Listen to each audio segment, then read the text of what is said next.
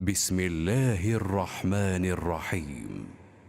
الحمد لله الذي أنزل على عبده الكتاب ولم يجعل له عوجا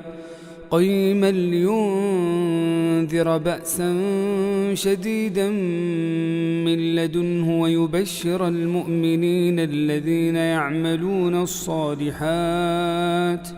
ويبشر المؤمنين الذين يعملون الصالحات أن لهم أجرا حسنا ماكثين فيه أبدا وينذر الذين قالوا اتخذ الله ولدا ما لهم به من علم ولا لآبائهم كبرت كلمة تخرج من أفواههم إن يقولون إلا كذبا فلعلك باخع نفسك على آثارهم إن لم يؤمنوا بهذا الحديث أسفا إنا جعلنا ما على الأرض زينة لها لنبلوهم أيهم أحسن عملا وإنا لجاعلون ما عليها صعيدا جرزا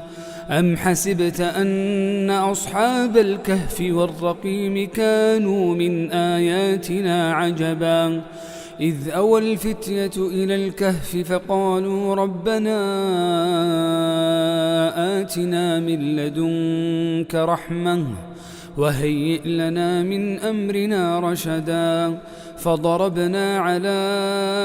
آذانهم في الكهف سنين عددا ثم بعثناهم لنعلم أي الحزبين أحصى لما لبثوا أمدا نحن نقص عليك نبأهم بالحق إنهم فتية آمنوا بربهم وزدناهم هدى وربطنا على قلوبهم إذ قاموا فقالوا ربنا رب السماوات والأرض لن ندعو من دونه إلها لقد قلنا إذا شططا هؤلاء قومنا اتخذوا من دونه آلهة لولا يأتون عليهم بسلطان بين فمن أظلم ممن افترى على الله كذبا وإذ اعتزلتموهم وما يعبدون إلا الله فأووا إلى الكهف ينشر لكم ربكم من رحمته ويهيئ لكم من أمركم مرفقا وترى الشمس إذا طلعت تزاور عن كهفهم ذات اليمين وإذا غربت تقرضهم ذات الشمال وهم في فجوة منه ذلك من آيات الله من يهد الله فهو المهتد ومن يضلل فلن تجد له وليا مرشدا وتحسبهم أيقاظا وهم رقود ونقلبهم ذات اليمين وذات الشمال وكلبهم باسط ذراعيه بالوصيد لو اطلعت عليهم لوليت منهم فرارا ولملئت منهم رعبا وكذلك بعثناهم ليتساءلوا بينهم قال قائل منهم كم لبثتم قالوا لبثنا يوما أو بعض يوم قالوا ربكم أعلم بما لبثتم فابعثوا أحدكم بورقكم هذه إلى المدينة فلينظر أيها أزكى طعاما فليأتكم برزق منه وليتلطف ولا يشعرن بكم أحدا إنهم إن يظهروا عليكم يرجموكم أو يعيدوكم في ملتهم ولن تفلحوا إذن أبدا وكذلك أعثرنا عليهم ليعلموا أن وعد الله حق وأن الساعة لا ريب فيها إذ يتنازعون بينهم أمرهم فقالوا ابنوا عليهم بنيانا ربهم أعلم بهم قال الذين غلبوا على أمرهم لنتخذن عليهم مسجدا سيقولون ثلاثة رابعهم كلبهم ويقولون خمسة سادسهم كلبهم رجما بالغيب ويقولون سبعة وثامنهم كلبهم قل ربي أعلم بعدتهم ما يعلمهم إلا قليل فلا تمار فيهم إلا مراء ظاهرا ولا تستفت فيهم منهم أحدا ولا تقولن لشيء إني فاعل ذلك غدا إلا أن يشاء الله واذكر ربك إذا نسيت وقل عسى أن يهديني ربي لأقرب من هذا رشدا ولبثوا في كهفهم 300 سنين وازدادوا 9 قل الله أعلم بما لبثوا له غيب السماوات والأرض أبصر به وأسمع ما لهم من دونه من ولي ولا يشرك في حكمه أحدا واتل ما أوحي إليك من كتاب ربك لا مبدل لكلماته ولن تجد من دونه ملتحدا واصبر نفسك مع الذين يدعون ربهم بالغداة والعشي يريدون وجهه ولا تعد عيناك عنهم تريد زينة الحياة الدنيا ولا تطع من أغفلنا قلبه عن ذكرنا واتبع هواه وكان أمره فرطا وقل الحق من ربكم فمن شاء فليؤمن ومن شاء فليكفر إنا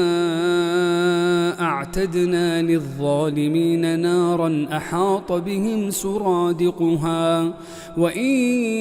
يستغيثوا يغاثوا بماء كالمهل يشوي الوجوه بئس الشراب وساءت مرتفقا إن الذين آمنوا وعملوا الصالحات إنا لا نضيع أجر من أحسن عملا أولئك لهم جنات عدن تجري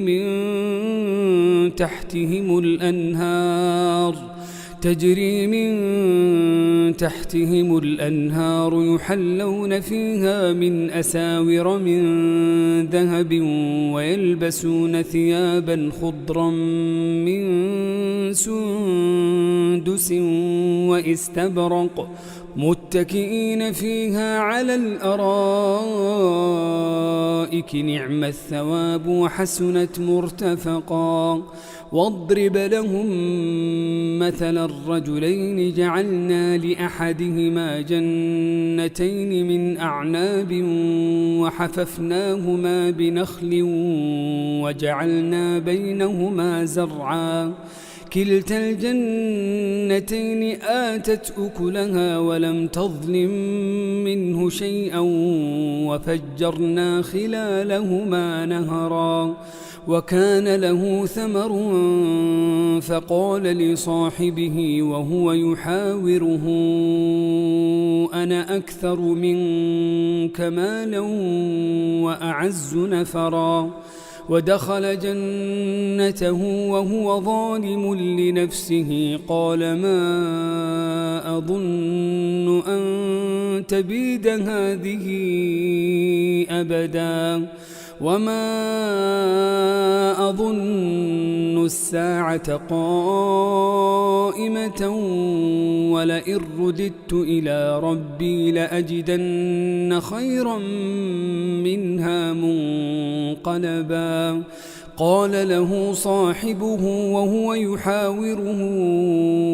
أكفرت بالذي خلقك من تراب ثم من نطفة أكفرت بالذي خلقك من تراب ثم من نطفة ثم سواك رجلا لكن هو الله ربي ولا أشرك بربي أحدا ولولا إذ دخلت جنتك قلت ما شاء الله لا قوة إلا بالله إن ترني أنا أقل منك مالا وولدا فعسى ربي أن يؤتيني خيرا من جنتك ويرسل عليها حسبانا من السماء فتصبح صعيدا زلقا أو يصبح ماؤها غورا فلن تستطيع له طلبا وأحيط بثمره فأصبح يقلب كفيه على ما أنفق فيها وهي خاوية على عروشها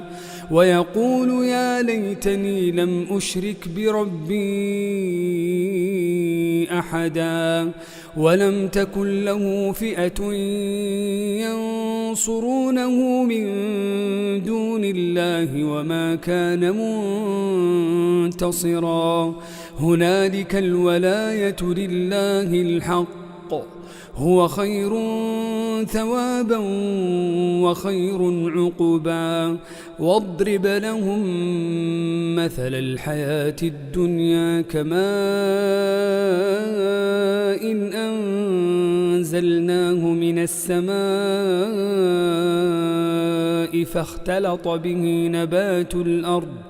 فاختلط به نبات الأرض فأصبح هشيما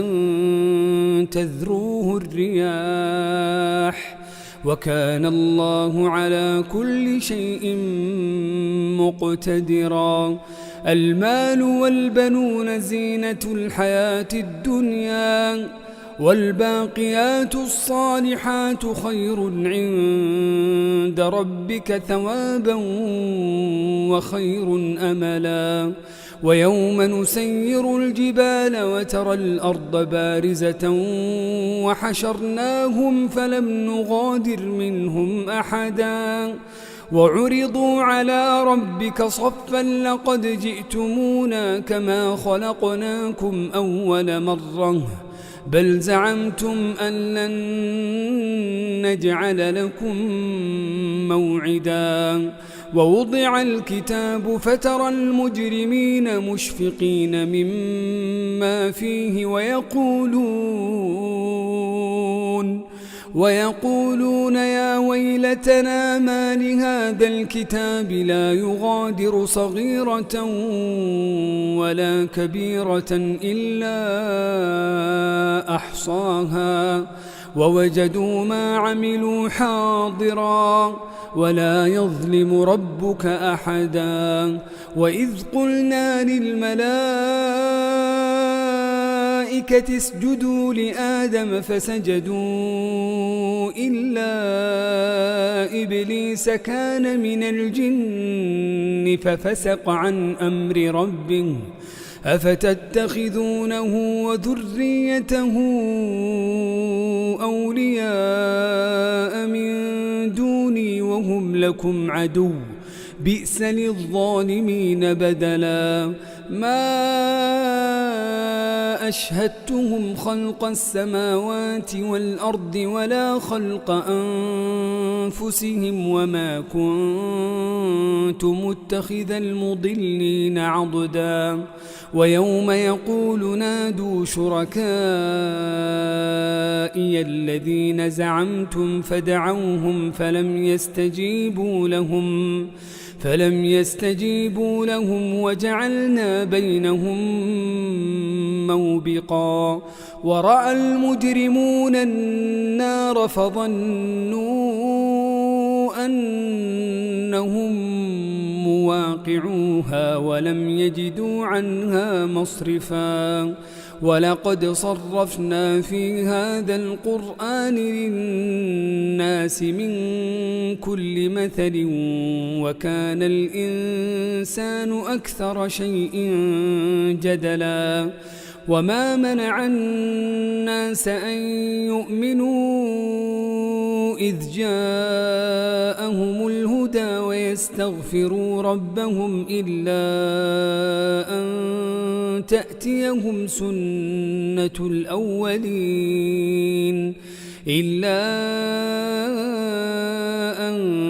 تأتيهم سنة الأولين أو يأتيهم العذاب قبلا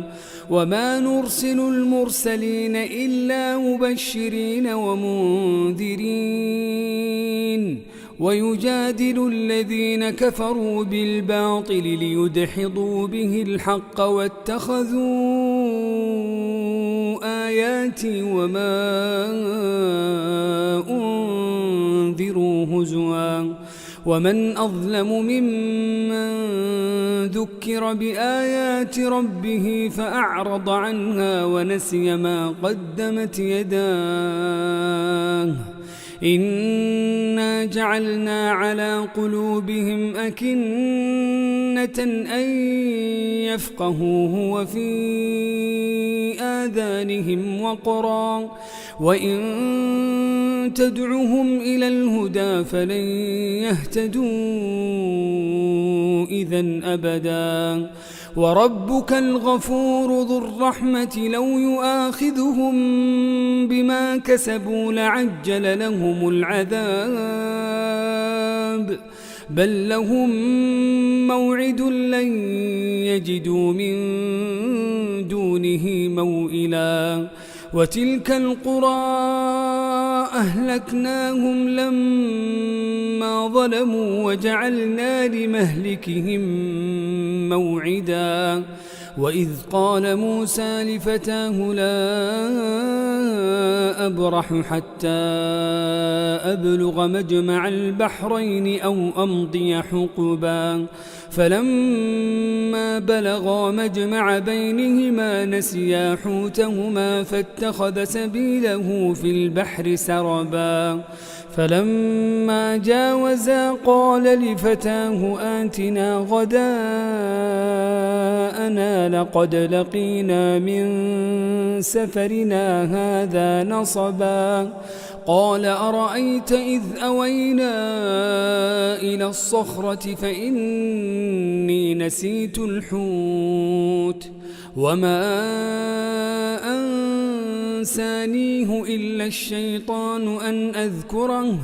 واتخذ سبيله في البحر عجبا قال ذلك ما كنا نبغ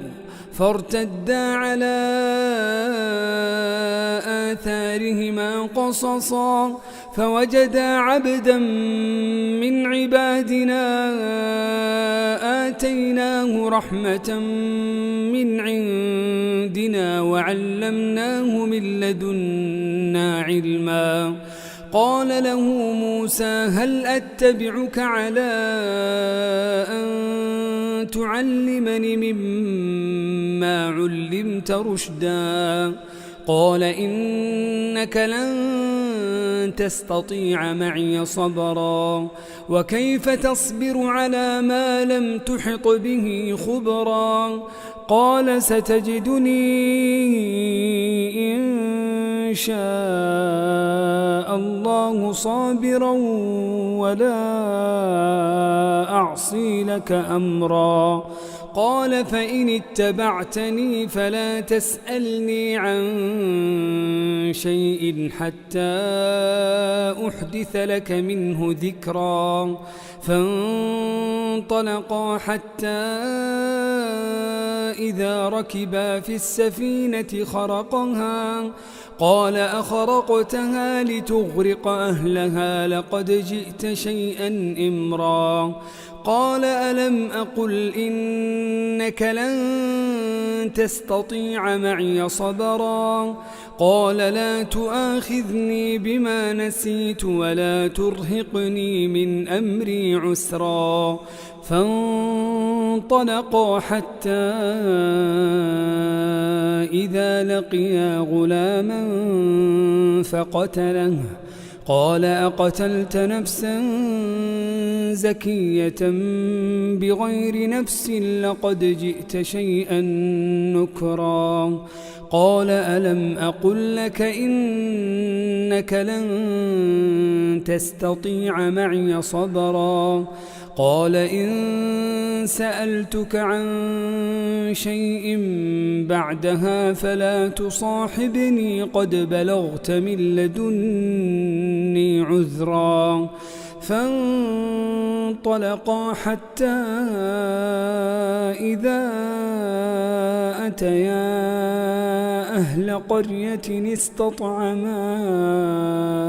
أهلها فأبوا أن يضيفوهما فوجدا فيها جدارا يريد أن ينقض فأقامه.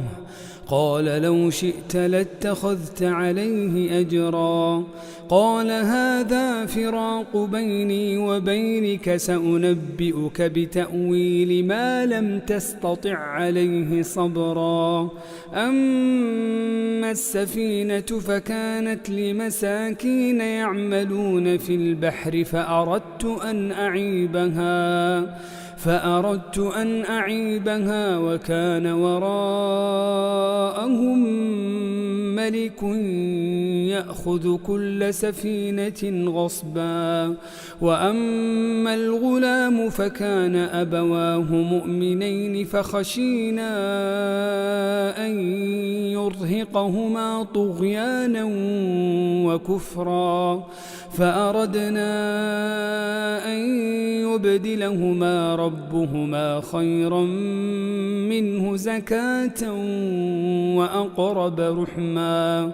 وأما الجدار فكان لغلامين يتيمين في المدينة وكان تحته كنز لهما وكان أبوهما صالحا فأراد ربك أن يبلغا أشدهما ويستخرجا كنزهما رحمة من ربك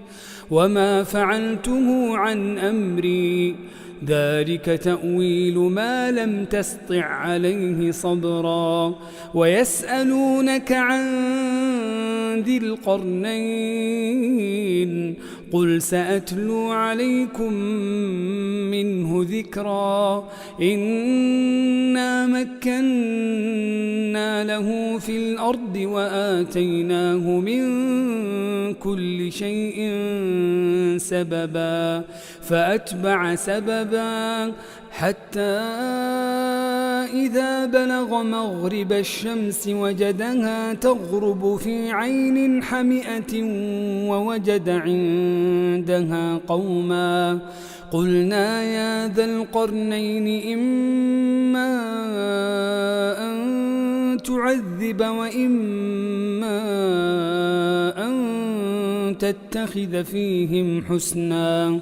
قال أما من ظلم فسوف نعذبه ثم يرد إلى ربه فيعذبه عذابا نكرا وأما من آمن وعمل صالحا فله جزاء الحسنى وسنقول له من أمرنا يسرا ثم أتبع سببا حتى إذا بلغ مطلع الشمس وجدها تطلع على قوم لم نجعل لهم من دونها سترا كذلك وقد أحطنا بما لديه خبرا ثم أتبع سببا حتى إذا بلغ بين السدين وجد من دونهما قوما لا يكادون يفقهون قولا قالوا يا ذا القرنين إن يأجوج ومأجوج مفسدون في الأرض فهل نجعل لك خرجا على أن تجعل بيننا وبينهم سدا قال ما مكني فيه ربي خير فأعينوني بقوة أجعل بينكم وبينهم ردما آتوني زبر الحديد حتى إذا ساوى بين الصدفين قال انفخوا حتى إذا جعله نارا قال آتوني أفرغ عليه قطرا فما استطاعوا أن يظهروه وما استطاعوا له نقبا قال هذا رحمة من ربي فإذا جاء وعد ربي جعله دكاء وكان وعد ربي حقا وتركنا بعضهم يومئذ يموج في بعض ونفخ في الصور فجمعناهم جمعا وعرضنا جهنم يومئذ للكافرين عرضا الذين كانت أعينهم في غطاء عن ذكري وكانوا لا يستطيعون سمعا أفحسب الذين كفروا أن يتخذوا عبادي من دوني أولياء إنا أعتدنا جهنم للكافرين نزلا قل هل ننبئكم بالأخسرين أعمالا الذين ضل سعيهم في الحياة الدنيا وهم يحسبون أنهم يحسنون صنعا أولئك الذين كفروا بآيات ربهم ولقائه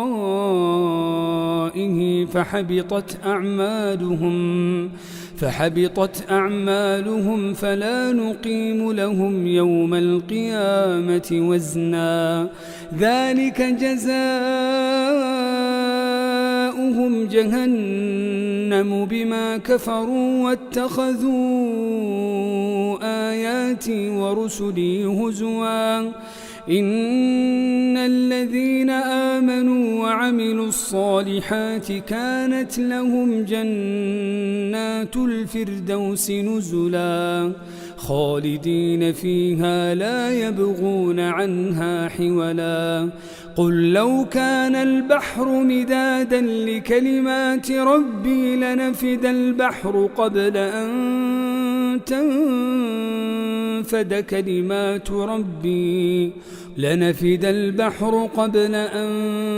تنفد كلمات ربي ولو جئنا بمثله مددا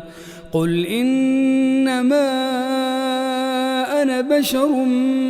مثلكم يوحى إلي أنما إلهكم إله واحد فمن كان يرجو لقاء ربه فليعمل عملا